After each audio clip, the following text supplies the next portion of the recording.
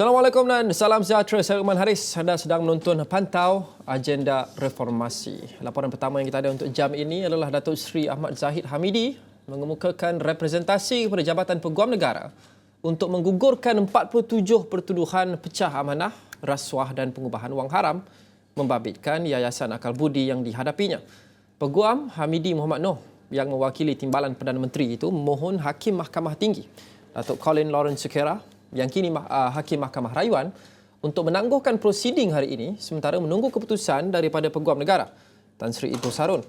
Beliau berkata pihaknya telah menulis pada Januari lepas dengan mengemukakan representasi baru serta beberapa fakta dan bukti baru berhubung pertuduhan itu kepada Jabatan Peguam Negara. Sementara itu, Timbalan Pendakwa Raya Abdul Malik Ayub mendapat arahan daripada Peguam Negara untuk tidak membantah permohonan penangguhan perbicaraan kes itu. Mahkamah kemudian membenarkan perbicaraan kes hari ini ditangguhkan dan melapangkan tarikh perbicaraan pada April hingga Julai ini. Zahid berdepan 47 pertuduhan, iaitu 12 bagi pecah amanah, 8 berhubung rasuah dan 27 pertuduhan pengubahan wang haram membabitkan puluhan juta ringgit dana milik Yayasan Akal Budi. Seterusnya, pasukan pembelaan Syed Saddiq Syed Abdul Rahman menyatakan wang 1 juta ringgit yang dikeluarkan daripada akaun Angkatan Bersatu Anak Muda atau Armada adalah untuk kegunaan bantuan kebajikan. Peguam Gobind Singgio yang mewakili Ahli Parlimen Muar itu berkata demikian ketika prosiding hujahan di akhir kes pembelaan di hadapan Hakim Datuk Azhar Abdul Hamid. Menurutnya, Syed Saddiq selaku bekas Ketua Armada Bersatu hanya bertindak demi kepentingan sayap parti dan tanggungjawab mengikut perlembagaannya. Meskipun timbul kes prima facie, Gobind Singh berkata Seksyen 182A Kanun Tata Cara Jenayah CPC memberi mandat supaya pembuktian oleh pendakwaan dinilai semula susulan pembelaan yang dibuat. Mahkamah menetapkan Selasa untuk prosiding hujahan oleh pihak pendakwaan. Mengikut pertuduhan pertama, Syed Saddiq didakwa bersubahat dengan Rafiq Hakim Razali iaitu penolong bendahari Armada Bersatu melakukan pecah amanah terhadap dana itu. Pendakwaan dibuat mengikut Seksyen 406 Kanun Keseksaan. Sabit kesalahan boleh dikenakan hukuman maksimum penjara 10 tahun, sebat dan denda. Bagi pertuduhan kedua, tertuduh didakwa menyalahgunakan harta untuk diri sendiri. Ia merujuk kepada wang RM120,000 milik parti itu, menyebabkan Rafiq melupuskan wang terbabit. Selain itu, Syed Saddiq turut berdepan 2 pertuduhan membabitkan pengubahan wang haram masing-masing berjumlah RM50,000. Sabit kesalahan, Syed Saddiq berdepan hukuman maksimum penjara 15 tahun dan denda 5 kali ganda jumlah atau hasil aktiviti haram. Dan yang terbaru, bekas Menteri Besar Perlis Datuk Seri Azlan Man didakwa di Mahkamah Session Kangar atas 5 tuduhan berkaitan tuntutan palsu lebih 1.18 juta ringgit. Beliau mengaku tidak bersalah terhadap tuduhan yang dibaca di hadapan Hakim Nur Salha Hamzah. Bagi pertuduhan pertama, Azlan didakwa membuat tuntutan palsu sebanyak RM230,230 berhubung tiket penerbangan pergi balik, penginapan hotel dan pengangkutan di London antara 20 Disember 2013 dan 4 Januari 2014. Beliau turut didakwa membuat tuntutan palsu sebanyak RM216,260 untuk tiket penerbangan pergi balik ke London dan penginapan hotel antara 20 November 2014 dan 18 Disember 2014. Bagi pertuduhan ketiga, Azlan didakwa membuat tuntutan palsu sebanyak RM241,295 untuk tiket penerbangan pergi balik ke London dan penginapan hotel antara 30 November 2015 dan 21 Disember 2015. Pertuduhan keempat pula, beliau didakwa membuat tuntutan palsu sebanyak RM253,195 untuk tiket penerbangan pergi balik ke London dan penginapan hotel antara 8 November 2016 dan 29 Disember 2016. Bagi pertuduhan terakhir, beliau didakwa secara palsu menuntut RM244,079 untuk tiket penerbangan pergi balik ke London dan penginapan hotel antara 8 November 2017 dan 30 November 2017.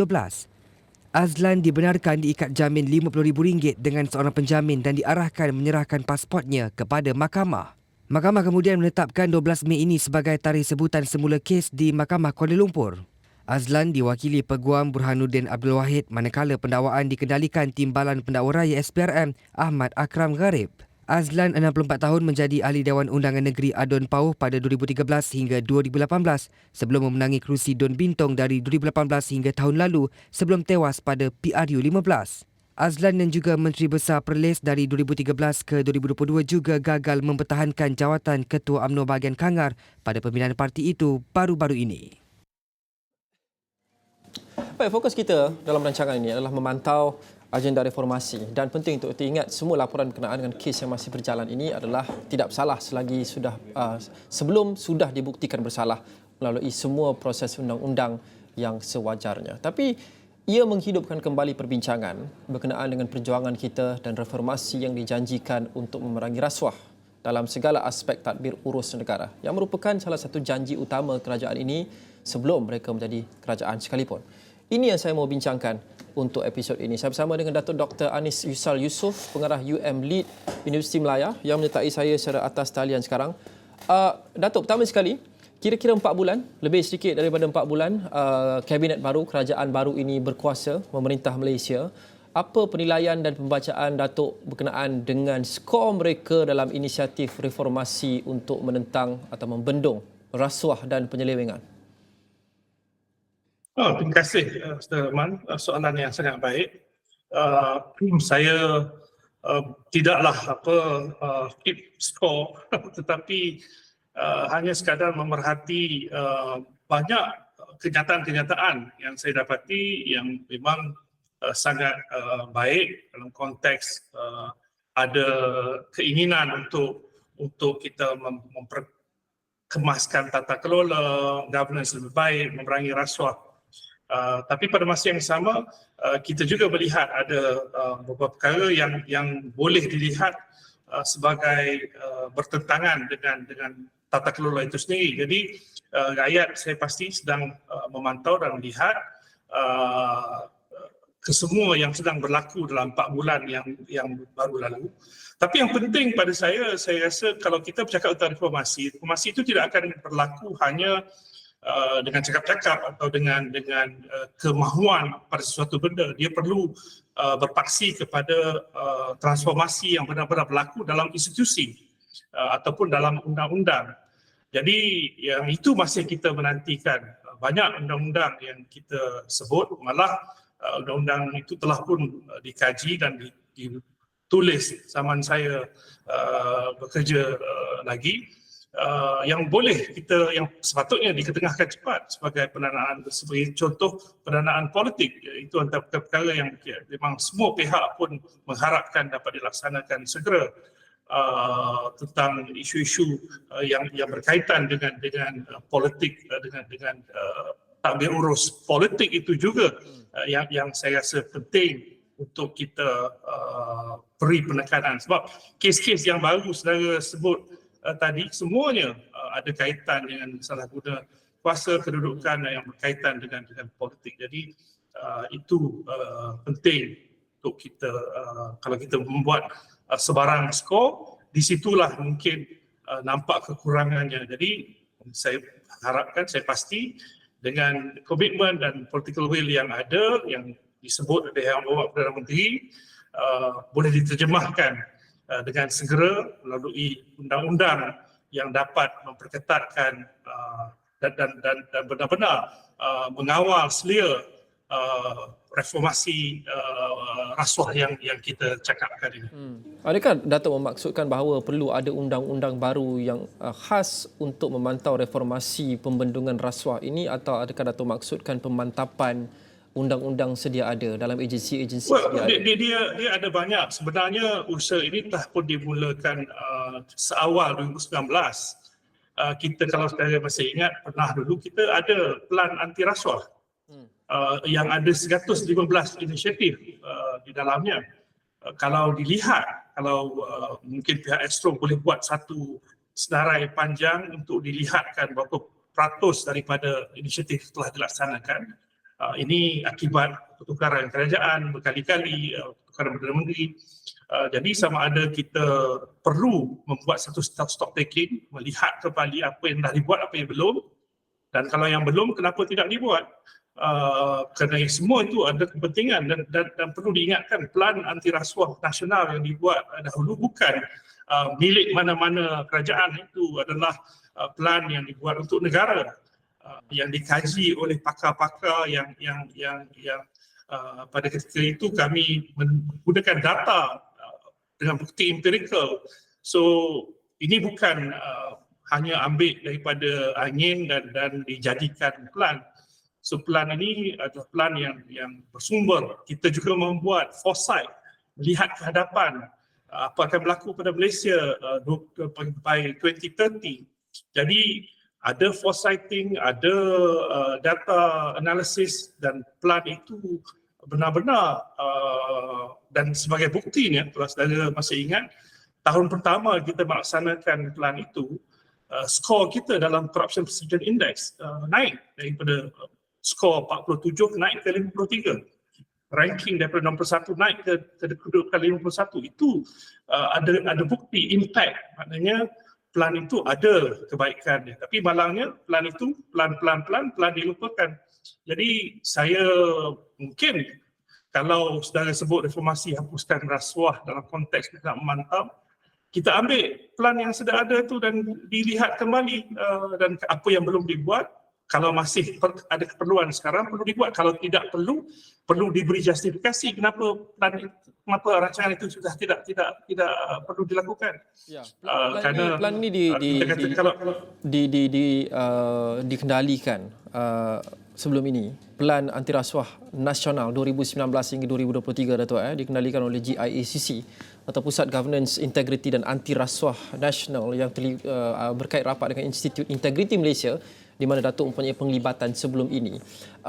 Adakah Datuk merasakan bahawa memandangkan pencapaiannya masih lagi jauh daripada apa yang kita sasarkan, kerana maklumat terbaru, Datuk, adalah 37 inisiatif plan ini telah disiapkan setakat 2021. 74 masih lagi dalam tindakan. Ini setakat 2021, tidak ada banyak update setakat itu. Tapi mungkin boleh kita kita mengatakan bahawa ia agak underwhelming.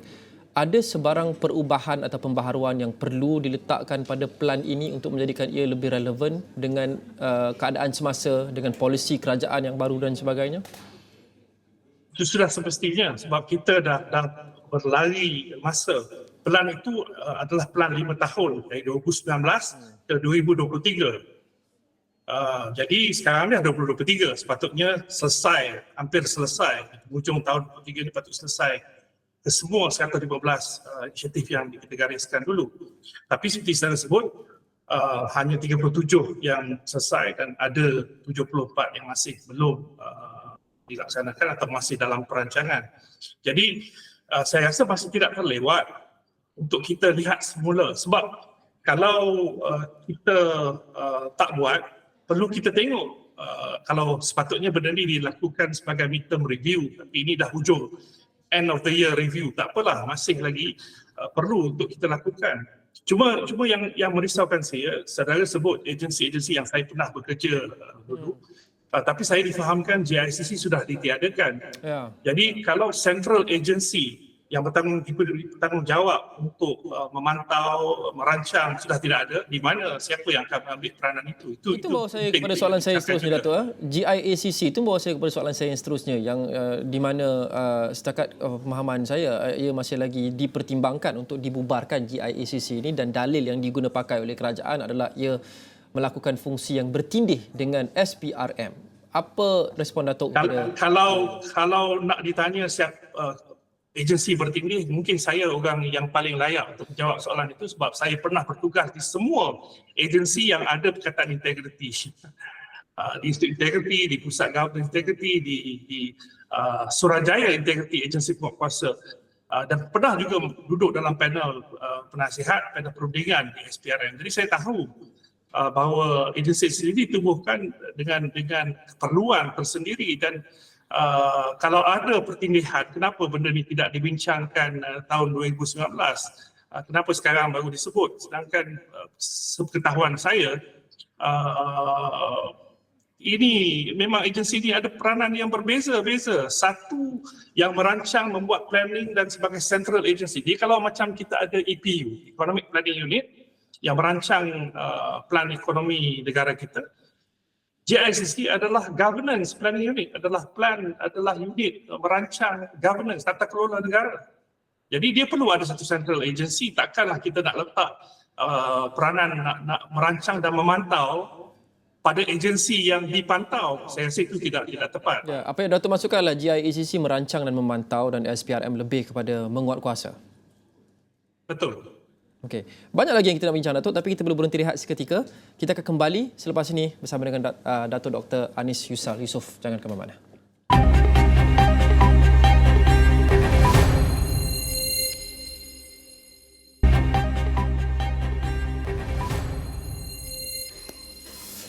Anda bersama pantau agenda reformasi. Hari ini fokus kita adalah untuk kita melihat semula melakukan pemeriksaan status cek kepada apa yang kerajaan sudah melakukan selepas kira-kira 4 bulan berkuasa untuk membantu membanteras rasuah dan juga penyelewengan dan untuk memastikan tadbir urus dan governance yang mantap. Saya mau kembali bersama dengan Datuk Dr. Anis Yusal Yusof, pengarah UM Lead Universiti Melaya. Banyak kita bincang, Datuk, sebentar tadi sebelum kita berehat. Kita bincang juga mengenai dengan GIACC, iaitu Pusat Governance, Integriti dan juga Anti Rasuah Nasional yang merangka Pelan Anti Rasuah Nasional 2019 hingga 2023, dan sebelum ini terdapat kebimbangan bahawa kerajaan bercadang untuk membubarkan GIACC ini katanya kerana fungsinya bertindih dengan SPRM. Tapi menarik apa yang Datuk sebut awal tadi, seolah-olah membayangkan patutnya ada mid-term review dan sebagainya, year-end review untuk GIACC, untuk Pelan Anti Rasuah Nasional, untuk melihat di mana kita, kerana kemajuan terakhir pelan ini yang dikongsikan kepada umum ia adalah kurang memberangsangkan.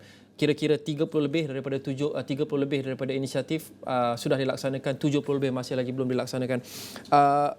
Adakah benar tidak ada mid-term review seperti yang sepatutnya ataupun review mengikut jadual yang sepatutnya, dan jika ya, mengapa? Adakah tidak ada political will? Adakah GIACC perlu menunggu arahan daripada kerajaan untuk melakukan review itu?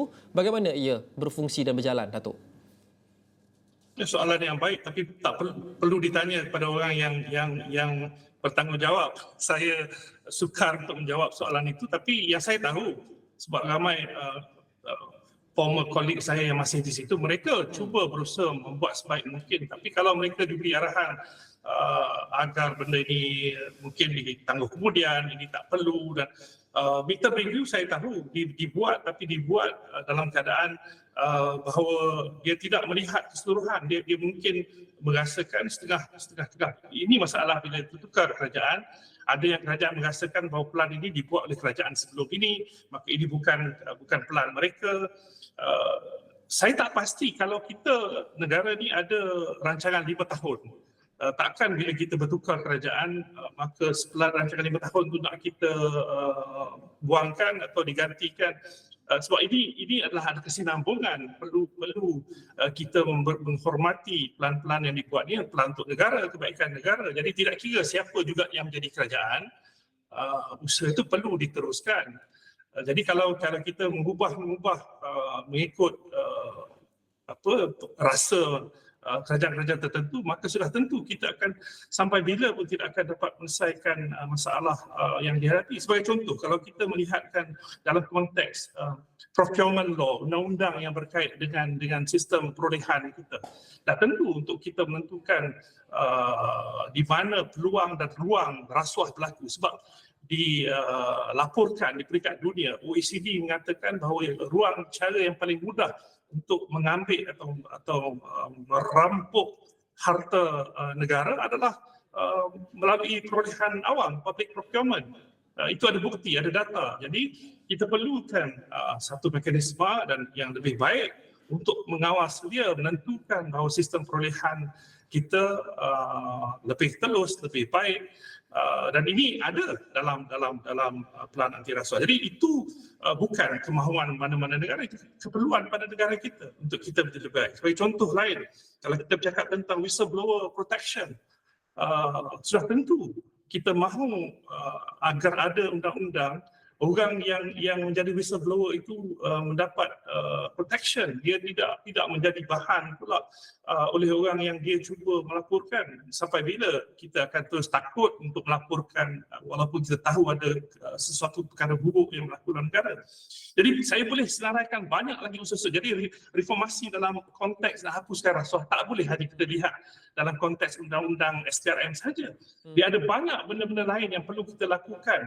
Kerana seperti saudara sedia maklum, mewujudkan sistem governance yang baik ini memerlukan semua peranan oleh semua pihak, semua agensi perlu mainkan peranan. So dia bukan hanya satu-satu agensi sahaja yang bertanggungjawab. Tanggungjawab kita semua rakyat Malaysia bersama. Ya, memang banyak reformasi itu. Kalau kita lihat Pelan Anti Rasuah Nasional pun ada banyak inisiatif, ada banyak tunjang, ada banyak matlamat yang ingin dicapai dalam sesuatu jangka masa. Itu semua saya faham, Datuk. Tapi bagi Datuk sendiri, bagaimana Datuk mengukur kejayaan kita membantras rasuah? Kerana sebagai contoh, kalau kita letakkan mungkin 100 inisiatif dan kita dapat capai 85% atau 90%, kita sudah dikira agak berjaya. Tetapi selepas itu, jika lagi terdapat lebih banyak kes-kes rasuah, khasnya melibatkan individu-individu yang berprofil tinggi, adakah itu bermakna kita sudah berjaya walaupun kita sudah capai semua KPI ini? Bagaimana Datuk mengukurnya? Bagaimana Datuk boleh mengatakan okey sekarang kita sudah berjaya? Itu kalau kita melihat secara hanya melihat kes-kes rasuah nak dibandingkan dengan semua, saya rasa tidak adil. Sebab kes rasuah berlaku, masalah dia ada sudah tentu banyak. Tapi kalau kita bercakap tentang keseluruhan nak perbaiki sistem governance, dia ada banyak-banyak benda lain lagi. Sebab tu pada saya pernah menulis bersama teman-teman, kita sediakan satu buku tentang indikator governance yang baik di Malaysia. Good governance indicators in Malaysia, di mana kita ada beberapa indikator yang telah kita kenal pasti untuk kita ukur supaya kita dapat melihat pencapaian yang lebih baik. Dan kita menggunakan apa yang saya panggil TREE, T-R-E-E-E. Apa juga inisiatif itu, dia perlulah yang pertama, the first T adalah transparansi. Dia perlu telus. Kalau sistem itu tak telus, maknanya ada orang sedang berusaha untuk menggelapkan, menipu dan membuat apa saja. Jadi kalau dia telus, ada perkara yang boleh kita nampak improvement. Kedua, reinforce accountability, R. Reinforce accountability ini make sure semua orang ada tanggungjawab dia sendiri. Jadi dia tak lain bertanggungjawab. Dia masalah dia nak jawatan, tanggungjawab dia bagi pada orang lain. Jadi kebertanggungjawaban itu adalah antara indikator penting kalau satu usaha itu menunjukkan ada accountability, ada improvement. Yang ketiga, E, efficiency. Segala usaha, macam kita cakap tentang delivery service yang di perkhidmatan kerajaan, boleh tak kita melihatkan benda itu dilakukan dengan lebih efisien? Ini Perdana Menteri bercakap tentang Madani, tentang ihsan sebagai contoh. Ihsan itu adalah apabila kita membuat kerja dengan baik, dengan cepat, membantu maslahat rakyat terbanyak. Itu dia. Ini yang perlu kita lakukan. Yang keempat adalah effectiveness. Usaha yang dibuat mesti ada efektif. Jadi ini indikator-indikator yang saya guna untuk mengukur sama ada segala usaha yang dilakukan telah menunjukkan perubahan dan perbaikan. Jadi kalau kita nak kata menidakkan usaha-usaha yang dah baik hanya kerana makin banyak kes, makin banyak tu bagus juga sebab mungkin lebih ramai orang berani untuk melaporkan, menjadi whistleblower atas apa yang dia nampak keburukan. Jadi kalau kita kata numbers tu naik, mungkin juga kerana ada keberanian sebab usaha untuk mempromosikan supaya orang lebih tahu dan lebih sedar keburukan rasuah itu menyebabkan orang lebih ramai datang ke depan dan menjadi saksi pada kes-kes begini. Jadi kita kena lihat benda ini secara lebih terbuka, Luqman. Ya, soalan terakhir Datuk, dengan 2 minit lagi baki kita ini. Rasuah ini adalah masalah sistemik, Datuk. Bukan saja di Malaysia, tapi banyak negara lain, Malaysia salah satu daripadanya. Saya melihatnya sebagai bertunjang ataupun bercabang dua. Satu adalah struktural dan satu lagi adalah budaya. Mungkin ini adalah penjelasannya simplistik, tapi ini untuk memahamkan. Banyak inisiatif kita dan pelan-pelan kita mensasarkan kepada struktural. Perubahan atau pindaan undang-undang, pembetulan semula struktur agensi dan sebagainya untuk memastikan terdapat lebih banyak ketelusan, dan itu semua bagus dan dialu-alukan. Tapi apa yang kita perlu lakukan untuk membendung rasuah di peringkat budaya pula. Struktura sudah ada, pelannya, di aspek budaya pula macam mana? Kerana rasuah sudah menjadi budaya. Bagaimana kita tackle bab ini? Saya semasa di Institut Integriti Malaysia dulu, Luqman mungkin pernah ingat, saya pernah menyediakan satu modul di peringkat tadika. Jadi pada saya paling penting untuk kita mendidik bermula daripada anak-anak kecil. Sebab integriti ni tak boleh diajar pada orang biasa, tapi integriti cannot be taught, but it has to be caught. Maknanya anak-anak tu akan datang kesedaran. Jadi program yang sendiri kita perlukan. Pembudayaan ini dah wujud. Sebenarnya zaman Tun Abdullah Badawi dia Perdana Menteri melalui Plan Integriti Nasional, dan wujudnya Institut Integriti waktu itu adalah untuk membudayakan integriti dalam kalangan masyarakat. Daripada kita hanya tangkap kes-kes rasuah, kita nak membudayakan. Jadi usaha itu memang dah ada. Tapi tidak menyeluruh sebab mungkin lagi sekali bila tukar pimpinan negara sudah hilang fokus ataupun keutamaan diberikan kepada usaha nak membudayakan integriti. Jadi dia tak boleh jadi usaha bermusim, Luqman. Benda ni perlu dibuat seterus-terusnya. Jadi pada saya dia kena dua-dua, top down dan bottom up. Top down kenapa? Kerana rasuah sudah jadi macam kanser, barah. Perlu kita tangani secara tuntas daripada atas. Pada masa yang sama di peringkat bawah, kita perlu mengadakan usaha-usaha membudayakan integriti pada semua rakyat, daripada anak kecil sehingga semua peringkat masyarakat. Saya rasa itu tidak boleh dijadikan alasan untuk kita tidak di sekolah di mana juga. Perkara ini perlu kita ulang-ulang dan kita jadikan dia sebagai budaya amalan supaya semua rakyat akan menjauhkan diri daripada perkara-perkara yang buruk seperti rasuah ini. Datuk, terima kasih. Datuk Dr. Anis Yusal Yusof, Pengarah UM Lead, Universiti Melaya, dan terima kasih kepada anda menonton Pantau Agenda Reformasi. Kita jumpa lagi dalam episod seterusnya. Assalamualaikum dan salam hormat.